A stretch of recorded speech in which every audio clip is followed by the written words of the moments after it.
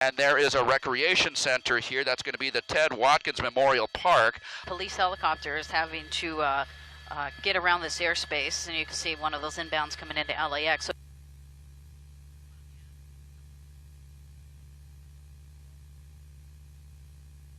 he does have the red lights here, possible red light. There's a spike strip. Getting ready to set up that spike strip. Let's watch this being deployed. Oh, and he just missed it. So you can see. Failed attempt about 10 to 15 minutes ago. Have police been able to get him? Okay, he's stopping right now. He stopped right there. Well, we see this vehicle right there. If that car is trying to get involved, really, not a good idea, because now look, now you're blocking the LA County sheriffs. So if I were a cop, I'd get that person for obstruction. But right now, and the fact that he's just so calm right there, there's some sheriff deputies. There it is. That was a spike strip, so we couldn't see it because of the elements. Rolled up his window right now, seeing whether or not who's there. Now, this person just tried to kick the car. Really? That's escalates the situation. Finds it as many times. He's been driving the wrong direction, but he's going really slow. This may be the pit maneuver. Go ahead, Megan. And see, right now they're trying to do the pit maneuver. Almost got it, but they're going to pit him again. They're not going to let him. He's going to get in it right there on the left-hand side. He's trying to get into the left-hand side to pit him. He tapped him again, second attempt, and he's coming up on him one more time as he makes his turn. Oh, we almost had an accident. There we go. You pitted him right there on Pierce Street. That was a great pit maneuver. Look at that unit got right in front of him. These units are going up really fast. He is going to try to back up. Unfortunately, look at his front tire.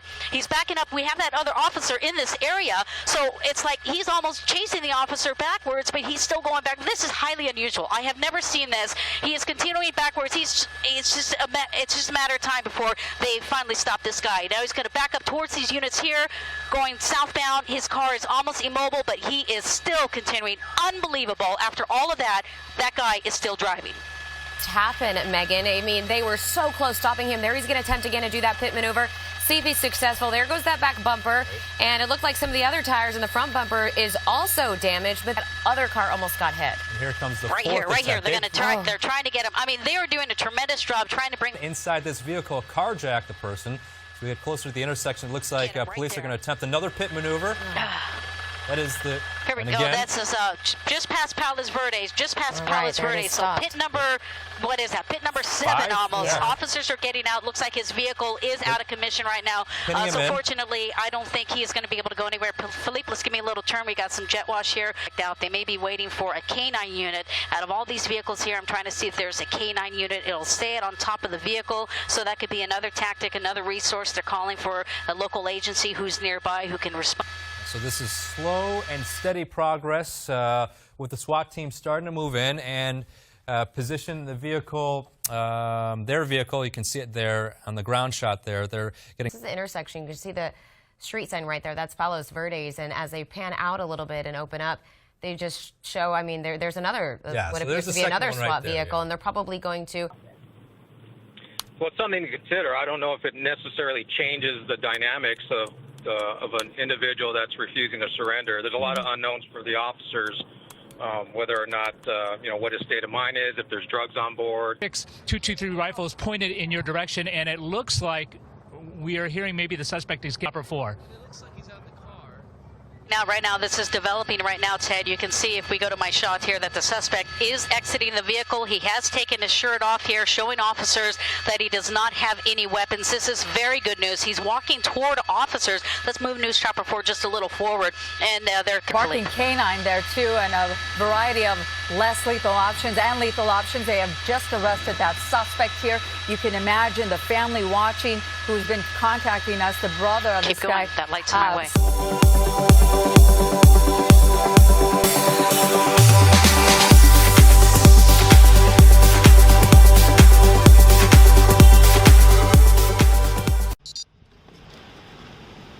What, are you on your way up to Lowe's to steal more shit? No, sir. I don't steal. Huh? I don't steal, sir. You did last week. Not me. Because I want you out of the car. That's why. Bad idea. Bad.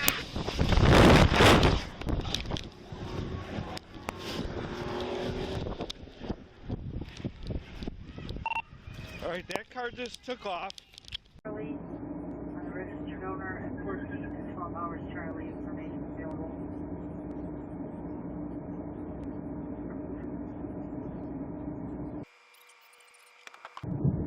outside that minivan? Yeah.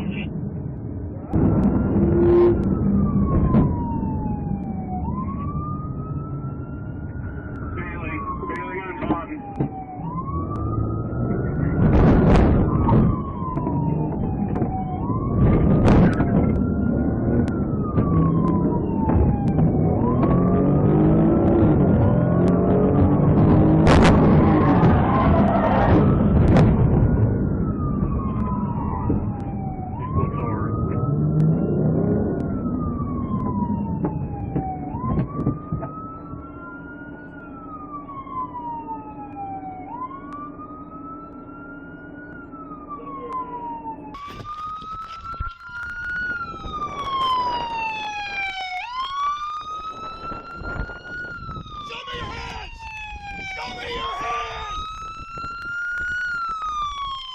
Send a squad.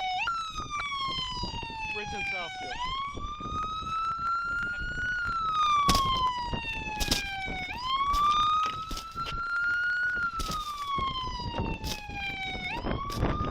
Get out of the fucking car!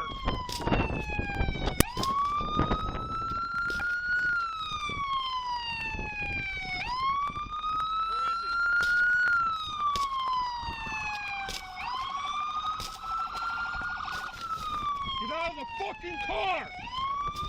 Crawl out of the fucking door! What? Get it over there. Punch up, Brad.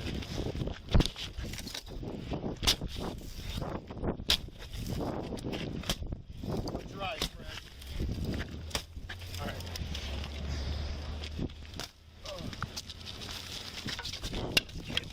Get out of the car! Face down! Face down! Get your hands behind your back! Put your hands behind your back, dude.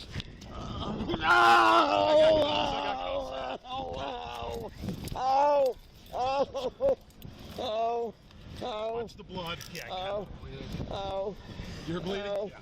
From what? From the glass. I got it all over. We got a squad. A few minutes ago, HPD got a call about a bank robbery at the 5300 block of Bissonnette at an Amagi bank. It is unclear if that scene is connected to this police chase, but this Midtown area, Alabama, and Fannin, and now it is on I-10 West after going 288 of 45 right there. Okay, so you see him at a stoplight, and he has stopped, which obviously this could be a very dangerous situation. Which is what other vehicles are doing, and which is what this vehicle is doing right now. He's now going around one of the cars over the curb, right through the intersection. For a moment there, I wondered if we were watching the right vehicle, but then when he jumped that curb, you can bet that we are. We are in our 11 a.m. news. On the service road there. On the service road right there at Airline Drive. And again, it looks like he's going to run into a backup there. Sky 2 over, and the freeway is sort of covering up our vantage point of him. Is that the vehicle right there? It's difficult to see. Under? That might be. Sky 2, obviously our pilot, they're kind of trying to figure it out from the sky as well. But as we zoom out here... But that's the first police car that I've seen. Yeah, that's the first police officer. My estimate is at least 100 miles an hour here. Off of the freeway, you can see he's only separated by, some business stores there. Now it looks like he was on West 28th. Now it looks like he's turning onto Yale. I believe that's Yale that we see right here, that he is now traveling on, and he's turning off again. Suit in Texas. We're watching that black car. We are hearing reports that the suspects inside the vehicle wanted for... So if he makes it back out, he'll be back on the 610 feeder road. There he goes up on the grassy median right there. Right by, there's Pep Boys right there. Onto the grassy median and back onto the streets. No regard for public safety. Wow. Again, viewer discretion is advised, as anything can happen on these live streams. This is a high-speed chase out of Texas. As you can see, authorities... My goodness, it looks like one of the tires is flat. It looks like he may lose a tire here. One other vehicle, right? Oh, yeah, that tire's gone. That driver's front side tire and losing part of the front fender. Falling apart, basically, as he goes. And now the back, you can see a lot of smoke coming out of the back of that car. With the front fender falling off. About to come off right now. It's dragging it along the freeway there. You can see it. Again, we don't know how many people are inside this vehicle, but we do know that this all started in the southwest Houston area in the 5300 block of Bissonnette. Going back over on the shoulder, staying along that left shoulder. We just saw more. Is that okay? We see him now. Okay. Oh, Trying to get down to the feeder road, or trying to get down to a surface street. Doors open. Here's the doors opening right now. The suspect then trying to. Not getting out just yet, though. He's still going. This will be back into the neighborhood just at the I-45 and 610 interchange, and there he goes. There's an officer. Oh. Well, we're not sure what's happening. This may be a citizen that has helped him out. This may be a citizen. Looks like it. One person ran. The driver of the Mercedes and put him on the ground for the police. Came to a stop because of a good Samaritan who it appears to us, jumped in to get the guy out. Here's Jeff, the very end of the Here's chase. that video right there where the Good Samaritan then tackles the driver to the ground, the suspect there. Tackles that and then he goes down to the ground after police comes, and you see the passenger then run off, and you see officers. Get a brief foot chase in after the car came to an end, but obviously he didn't get very far. HPD has him in custody, walking him back now. But we finally got them both into custody. I'm glad to report. And Don, that may give us some indication as to where this chase started. They are putting him in the back of a City of Bel Air police cruiser at this moment. Take a step back because they are trying to block off a certain portion of this crime rim. It basically shows what happened and just what a wild chase that was. That in Bel Air and ended close to I-45 in the North Loop. This dramatic video was captured by a father and son trying to steer clear of the action, but they landed right in the middle of it.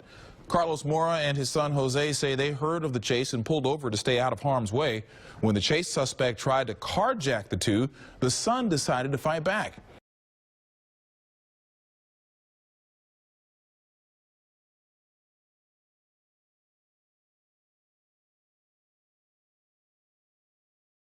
The 125, and keep them online and at the price holder.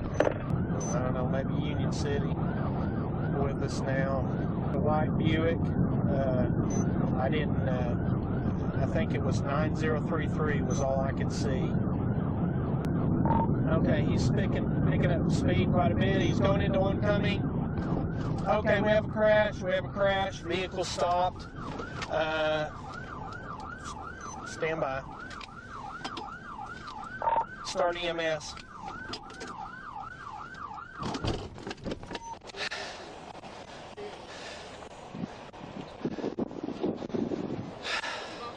I can't get it. Of a stolen pickup truck losing control, flying into a restaurant parking lot.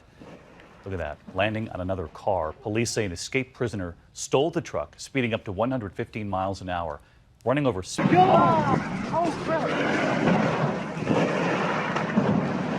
Well, a wild and violent ending to a high-speed chase in Webster Parish. You're looking at video. Crazy ending just a moment ago. You'll see it again in a moment. But here's a look at the aftermath. Behind the assignment last week in Shreveport. According to Harlan, sitting inside.